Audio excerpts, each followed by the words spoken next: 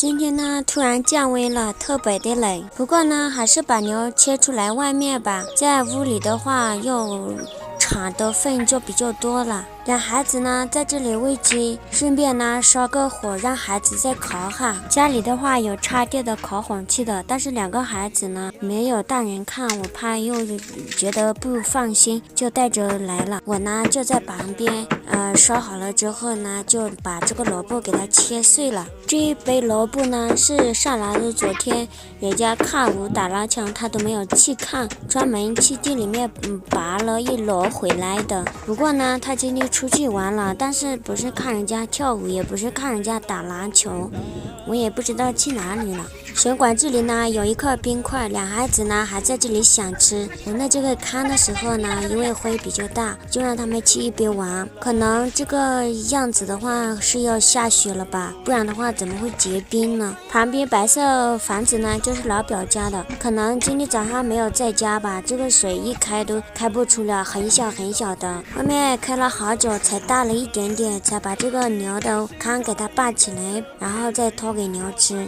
这两条小牛呢就这样一直关了差不多1个星期左右了，因为一直在断奶，不能让它出来，一出来呢又去吃奶的话又隔不断了。这个鸡热汤呢是前天晚上的了，到现在才吃了一半。今天晚上呢再加的热一下就可以吃了。今天我们把牛喂了之后呢，俩孩子说想吃炸牙印，所以在昨天人家炸的那里去买了一盒回来。吃完牙印呢，还剩下一些佐料跟油，我就拌在我们自己家的这个洋芋片里面给它拌拌。没想到那个味道就跟那个里面人家买的就一模一样，闻着就很香。大伯呢今天晚上说牙齿好像有一点松动，我跟他说以后的话要定时不定时的要给他挪动一下，要换牙齿了。这个是等了好久了，之前换牙的时候是去年的了，现在8岁满了才换了2个牙齿呢。其他黑的呢我喂他了，疼不疼？他说不疼，想着这不是也要换吗？换了之后可能就好了，只要不疼我就没有放在心上，也没怎么去在意。刚把饭做好呢，小宝就洗了，然后呢也在这里跟我们一起吃这个洋芋片。两孩子饭都不要了，我跟他们说有那个鸡汤跟拌饭一起吃挺好吃的，就是偏不要就吃洋芋。我说了要吃点饭肚子才会饱，但孩子就是不吃了。